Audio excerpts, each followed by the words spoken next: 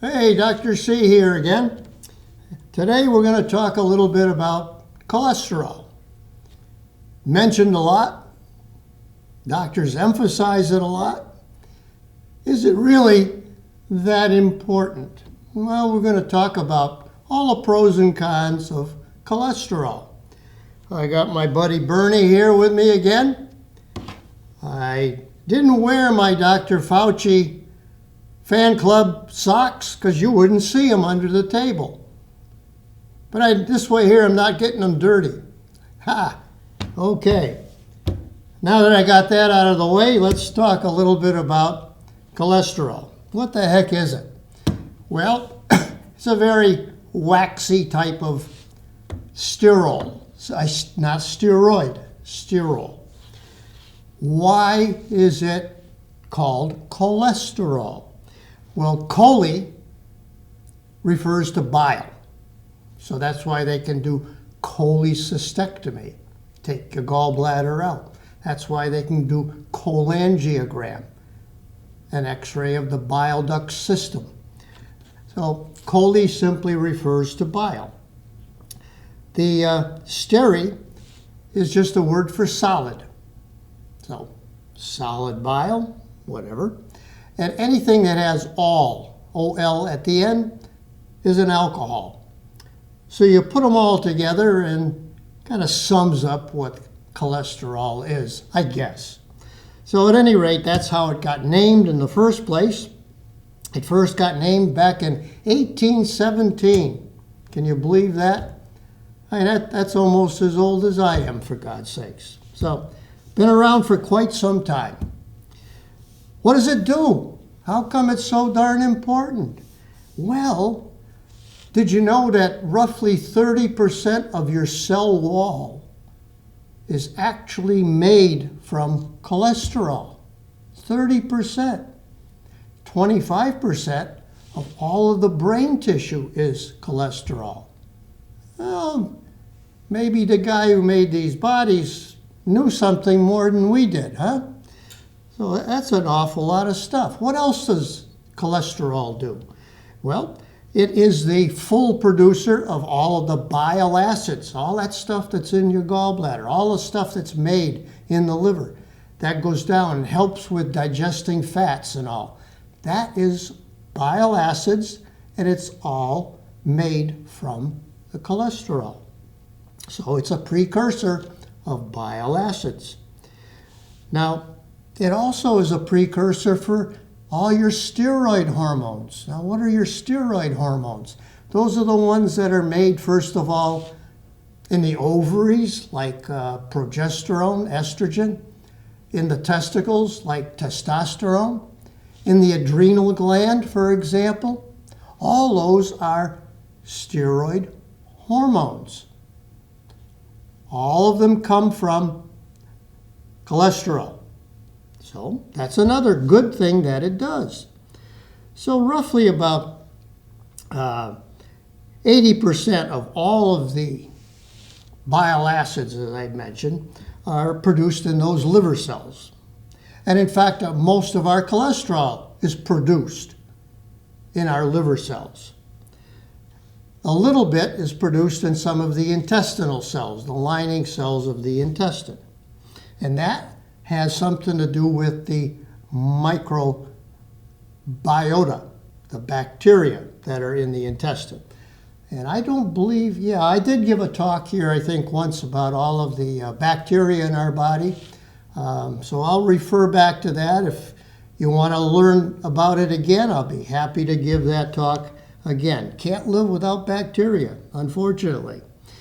So what are the other functions then of bile itself, of cholesterol? Well,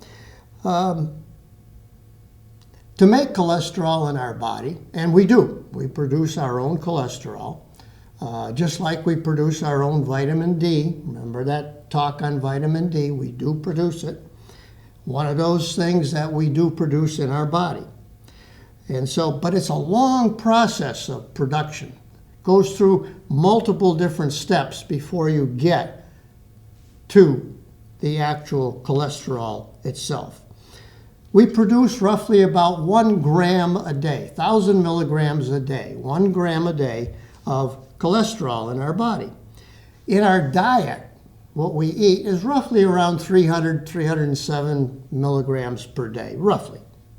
Now, some days you may not eat as much, some days you may eat a lot more, but nevertheless, how does that stuff that we eat, how does that translate then into the cholesterol metabolism in the body? That's what we're going to talk about a little bit. When you eat something that has the cholesterol in it, how does it get absorbed, first of all? Well, it has to get broken down. It gets broken down into different types of cholesterol esters. Now remember, cholesterol is a lipid. It is a waxy type of substance. There is a lipid component to it. So it has to be esterified. So they do that in the gut. It gets esterified. And how does it then get transported? Remember, blood is a water base. It's not a fat base. It's a water base. How do you transport it to get it to the liver where it can be worked upon so that you can use it in your body? Well, that whole transport system is a very interesting process in general. And how do you do it depends on the lipoproteins. All of the testing type lipoproteins, the transport agents for cholesterol.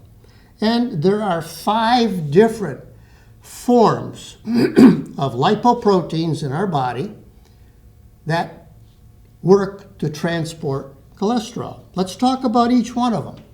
There's a thing called chylomicra. Chylomicra.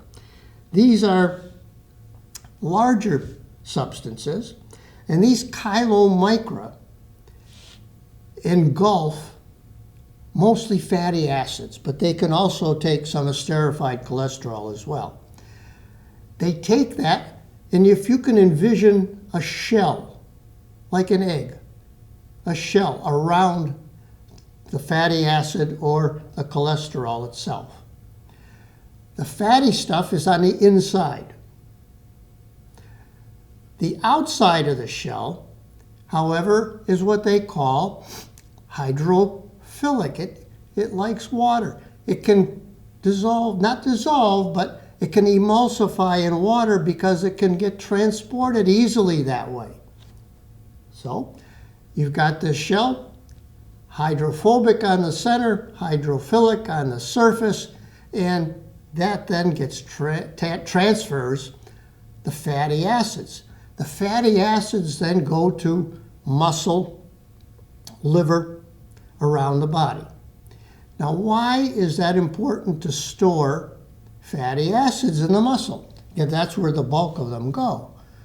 Because we use it for energy. Remember, glucose is our primary form of energy. But if you don't take any in, it only takes about 12 to 14 hours. You've used up a lot of, if not all of, the glucose that's available for energy in the body. What do you use then? Fatty acids. Fatty acids can convert into energy as well. So once that glucose is used up, we use fatty acids for energy in our body. So chylomicra, that's one form of transport. Another form is very low density lipoprotein. Very low. So that's called VLDL. Very low density lipoprotein. That comes from the liver, basically. They make most of these things. It's made in the liver, and they have, this is what's going to transport mostly triglycerides. So when you consume, you eat triglycerides and all, that is a fatty substance. That has to get transported, and usually it's the very low density lipoprotein that will transport it. Now these very low density lipoproteins, as do all of the other transports, all of the other modalities of transport, all 5 of them, have what they call the lipoproteins in there. They're called apo because they're on the surface, apoproteins. And these apoproteins connect to receptors on the cells that will accept them. Once they connect, they can then discharge their contents to those cells. Like, for example, if they go to the cells in the muscle, they can deposit their fatty acids there. If they take the triglycerides to the liver, they connect to the receptors in the liver and discharge the triglycerides there. So you have the very low density lipoproteins. Now, there is an enzyme called lipoprotein lipase, which reacts with that particular egg, you might say, that transport mechanism, and convert it to an intermediate density lipoprotein. And that can take more of the esterified cholesterol, the intermediate lipoprotein. Then you have more common ones that we all know about. We have the low-density lipoprotein, LDL, and the high-density lipoprotein, HDL. Now remember, the LDL are supposed to be now the bad guy, and the HDL the good guy. Why? Well, I'll tell you why. First of all, let's talk about the LDL, the low-density lipoprotein. As a substance itself, LDL, it does not appear to be harmful. However, once it's oxidized, it then can penetrate into the wall of the artery from the inside. So it gets under the endothelial layer, forms these foam cells. What are the foam cells? Monocytes that become macrophages, and they swell up, become foam cells. And the foam cells then cause inflammation, which then leads to plaque formation. So that's why LDL is not a good thing to have in high concentrations, because the more LDL you have, the more your opportunity to form these foam cells and to make plaque in the arterial wall. So that's LDL. Now HDL, on the other hand, does just the opposite. It takes some of those bad LDLs, the bad stuff, out of the liver cells and transports it out. So you get rid of it. That's why HDL is a good thing, because it helps to get rid of a lot of the unwanted fats in the body. So that's one of the things that HDL does. What else does it do besides removing these fat particles from the cells? It also reduces the number of monocytes that can be created into macrophages. So the less you have, the less foam cells, i.e. the less inflammation. That's another thing that HDL does. It also decreases platelet aggregation, because that's part of the whole process in the plaque formation in the arterial wall. So it reduces platelet aggregation. So those are all good things that HDL does. Okay, so it all begins, though, with that oxidation of LDL. Very good. So let's go from there. There's a thing called the cholesterol hypothesis. Way back when, and I mean way back, even before I was born, that goes back a ways now, even longer than old Bernie. Remember, I'm a few years older than Bernie. You may not realize it, but I am. I may get old enough so I may even be able to run for office. Who knows? So, when did this whole thing start? Well, it started with a Russian named Anikov, Nikolai Anikov. Back in 1913, he fed rabbits a high cholesterol diet, and another set of rabbits gave them a low cholesterol or normal diet. So you got high cholesterol diet, low cholesterol diet. He noted that after 6 months or so, that the high cholesterol rabbits were developing hardening of the arteries, and the low cholesterol were not. So he developed that theory, basically, of cholesterol being the bad agent. Took a little while. Then there was a fellow named Ancel Keys, Keys. Ancel Keys, everybody refers to him as sort of the father of the cholesterol theory. He didn't develop it, but he certainly was the one who promoted it. And what he published back in, I believe it was back in the late 1960s, he published a thing called a 7-country study. And that 7-country study, again, took people with high cholesterols and another matching set with low cholesterols. Again, the people with the higher cholesterols developed more hardening of the arteries, and therefore he promoted this cholesterol as the bad agent. Well, that had a couple of effects. Number one, it stimulated the drug companies then to produce agents that would reduce cholesterol. And boy, they sure bid on that, and they went full bore. Then Ancel he's a pretty popular guy. He got onto the board then of American Heart Association, and back in 1981, American Heart Association officially labeled cholesterol as bad cholesterol. And then eventually even the NIH labeled cholesterol as the bad agent. And that was on a pretty slim amount of evidence. What evidence did Ancel Keys had with his seven country study?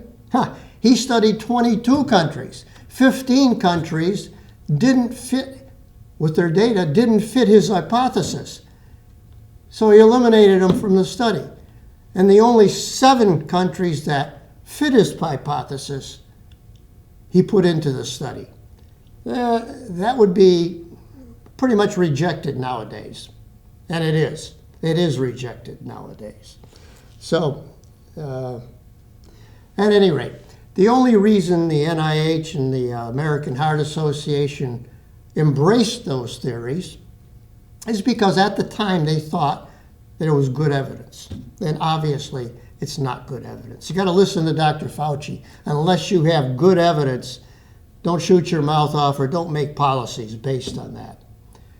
He's an evidence-based guy, and I do support him 100%. Okay, so that's a little bit of the background where all of these things now, since that time, have come into play. The companies developed a treatment for high cholesterol. And that treatment at first didn't include statins. Statins didn't come in until a bit later, but there are a number of other medications that are used to treat high cholesterol. For example, they used bile acid resins. What these resins do is they trap cholesterol in your gut, and it goes out in your poop. So that's one way of getting rid of body cholesterol. So examples of that are things called cholestyramine, Questran. Questran is the one that's most, and it's still on the market for that specific reason. We also had drugs called fibrates. Now these fibrates, like gemfibrozil, fenofibrate, those were also useful, but they only decreased the cholesterol by about maybe 10%. But, they did work. They did work. I got to give them that. And then there was a drug called niacin, B3, niacin, nicotinic acid. But you had to take a fair amount of it. And people who took a fair amount did get a lot of side effects, a lot of headaches, flushing, etc. But it did, again, decrease cholesterol about 10%. So it did work. And of course, loads, the nutritionists got into the act too. You got to use garlic, you got to use bergamot, a number of different things that the nutritionist said that you had to use. But basically, they only worked a little bit. The drug companies made a drug called statins. Now that really did work. And the statins come in different categories. There's the high density ones, the ones that really drive that, the high intensity ones drive that cholesterol right down, such as Questran, Lipitor, those two in higher doses, but they drive that cholesterol down over 50%. They drive it down. There's then the moderate intensity ones. Those are like the simvastatin, for example. That drives it down anywhere between 25 to maybe 49%. And then there's the low intensity ones. Those are the original ones that came out, like pravastatin, that type of stuff. That decreased it usually down to the 20 or so % range. So the statins now, multi-billion-dollar industry, one of the highest selling drugs on the market. Now, this all started, I started this because we were going to talk about the cholesterol theory. Is it really cholesterol? Now, when you go to get your lipid profile, for example, yes, they do give you a total cholesterol. But what else does that tell you? Well, it also tells you a number of other things. It tells you what your good cholesterol, HDL, that's not cholesterol. That's a lipoprotein that is a transport system for cholesterol. But it's a good one. And the good one should be over 60 at our age. At our age, over 60. What should your low density lipoprotein be? That should be under 100 at our age. Triglycerides, what should that be? That should be under 150. And finally now, as part of it, they do test the apoproteins. Remember those little things that stick up to the surface and they act with the receptors so they can discharge their material into the particular cells? They now measure that apoprotein as well. So there's 5 different components. Cholesterol, high density, low density, triglycerides, and lipoproteins. Okay. Of course, those are all going to be different depending on your age. Going to depend on whether you have diabetes or not, whether you have problems with your kidneys, renal failure. So there's a number of things that, and it varies between men and women as well. Men don't have as high an HDL level as women. So at any rate, those are the different things that are on there now. And we do have to listen to that. Now, as far as the American Heart Association goes, they issue not just what your lipid profile should be, based, of course, on the lipoproteins. Nothing to do with cholesterol now. Lipoproteins, that is the key now. So that whole cholesterol theory now is bogus. Bogus. The lipoproteins, and now they're focusing on all the subunits, the different types of low-density lipoprotein that are there. And that's going to be coming out in the next 5 years or so. We're going to learn more and more about HDL and LDL as well. So I'm getting back now to the Heart Association. They put out a package. Yes, they gave those numbers, and you have to keep trying to reach those numbers. But they also tell you don't smoke. Smoking negates a lot of that. So, worst thing you can do is to smoke. Number 2, get your weight down. I mean, God, almost 40% of us in the United States are either overweight or morbidly obese. That is ridiculous. There's no reason for it. Well, there is a reason for it. The people who are marketing it, that's the reason for it, and all of the fast food things. So get your weight down. You want that BMI to be in the range of 25 to 29. Mine right now is 27. Keep it down. Exercise regularly, 150 minutes a week. Exercise. Book it into your calendar. No excuse. You must exercise your body. And then you may have to be on a statin. You gotta participate in this multi-billion-dollar industry that's out there. And isn't it interesting, though, that despite all these medications and all, that there's still a significant mortality rate? Heart disease is number 1 on the list. Terrible. Has it had a big impact? No.